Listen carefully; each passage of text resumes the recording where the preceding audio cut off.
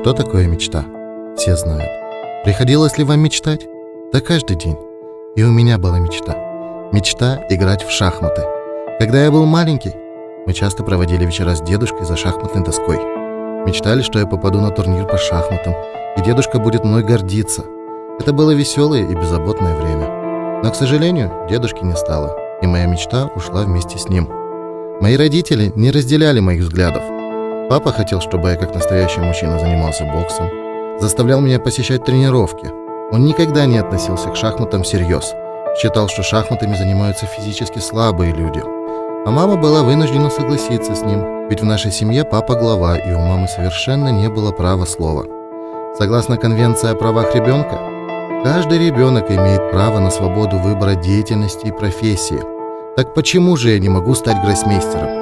Я мог бы оставить свои попытки в погоне за мечтой, но я не стал.